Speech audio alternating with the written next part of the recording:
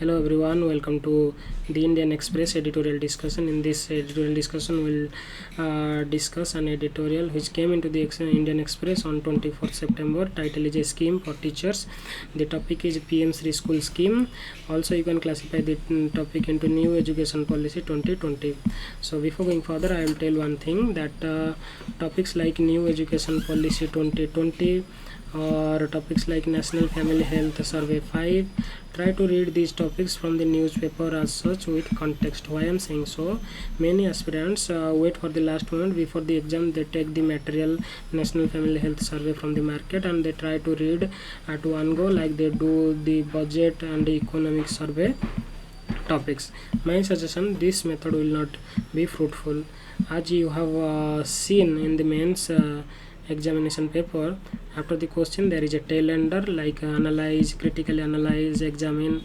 Such tail enders can be justified only when you have read these topics, as I said, with context. Okay, with context. So this context will be provided by the newspaper. Okay, and then only you can develop holistic understanding. Here the topic is new education policy and the context is that Union Cabinet has approved the PM SHRI school scheme, and this scheme comes at a time when the schooling system is in disarray. What do you mean by disarray? Disarray means confusion. Okay, schooling system is in confusion. During this time, this scheme, PM SHRI school scheme, has come. Okay, so in this editorial we will learn two. There are many aspects of new education policy, but we will learn two aspects through this editorial. One is national curriculum framework and another is PM SHRI school scheme. So try to remember that under national education policy comes national curriculum framework and another is PM SHRI school scheme. Okay, so why the schooling system is in confusion? As you know that before pandemic the schools were in offline mode, during pandemic the schools were in online mode, and after now the schools are in offline mode. Okay, so during online mode teachers were facing the problems like many teachers were not handy with online. Who are handy, they don't have the resources to take online classes. Who have the resources, they don't have the sufficient data or internet to take online classes.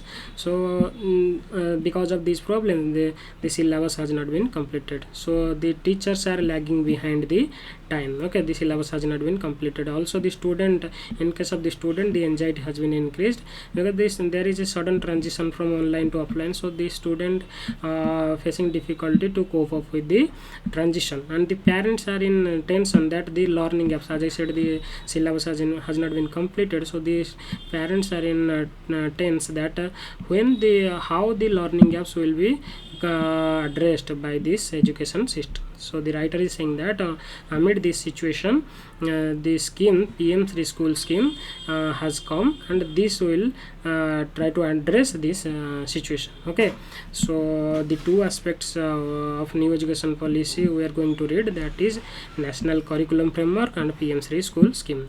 So under national education policy there are four national curriculum frameworks.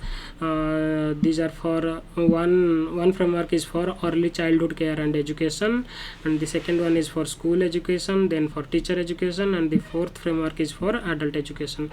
Okay, try to remember this: early childhood, then school, then teacher, then adult. Okay, and the second aspect is that PM SHRI school scheme. Okay, if we expand the PM SHRI, then it will be Pradhan Mantri schools for rising India. Okay, so in this editorial it has highlighted the features of PM SHRI, the features of PM SHRI school scheme, and what are the challenges of PM SHRI school scheme. Okay, and has given way forward. Okay, so PM SHRI schools, these will act as agencies for the change envisaged in the new education policy. Whatever provisions in new education policy 2020, all these provisions will be executed by these PM3 schools, or these are the model schools. These will try to fulfill all the provisions mentioned under new education policy. Okay, and these model schools, these schools will act as models for the regional schools surrounding these model schools. Okay, these model schools, and these regional schools, so they will try to replicate these the features of these model schools in their schools. Okay, so it is an executive agency, or you can say it is a model school for the new education policy 2020. Across India 40,500, okay, across India 40,500 schools has been chosen. They will be developed into PM3 schools. Okay, 40,500 schools. These schools will find ways to reverse learning losses. Okay, try to remember these keywords and try to use. It will act, these schools will act to reverse the learning losses. As I said, syllabus has not been completed, so whatever losses has been there, these schools will try to reverse these things. Okay, they will try to address these losses. Okay, so these schools will find to reverse these learning losses, and these schools will ensure life outcomes. Okay, life outcomes. What do you mean by life outcomes? That these schools, the learning outcomes of these schools have a positive bearing on the nation's economy, especially in the ways the country uses its demographic dividend. Okay, so life outcome is like that the school will provide vocational education, so that after passing out from the school, the student will not face any difficulty in finding an employment. Okay, finding any job, he will not find any difficulty in finding a job. So these model schools, these schools will act as a link between the local industries and the skill counselors. Okay, so whatever the requirements of these local industries, these will be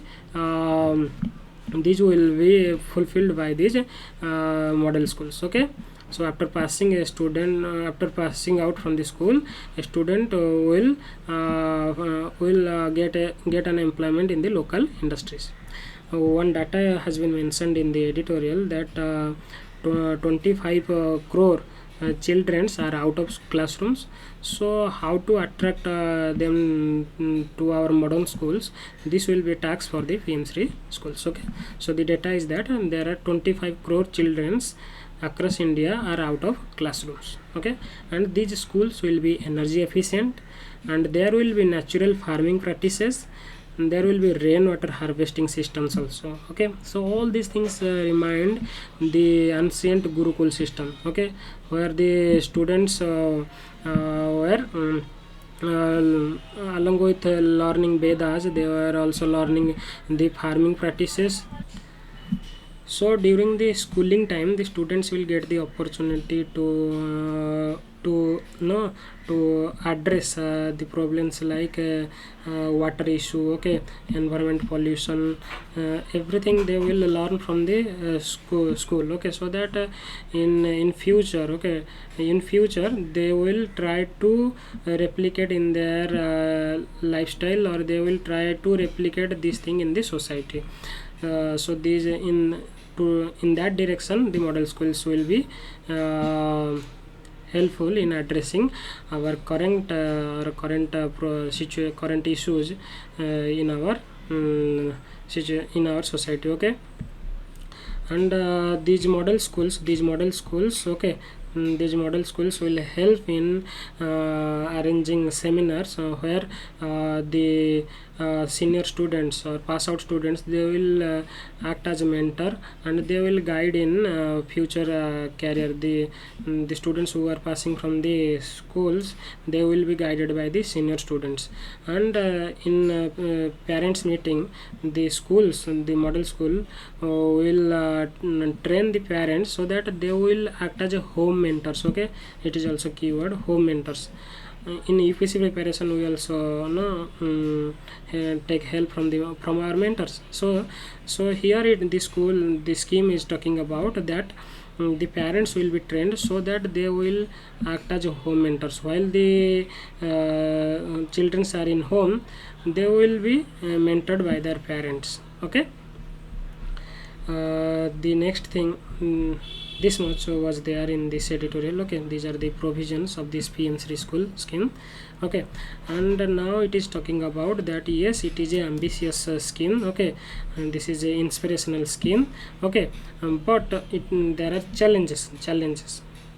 As you know that it will be expensive. Okay, like you are saying that along with the traditional education you have to give vocational education. There will be robotics. Okay, and there will be water harvesting system, and student will learn.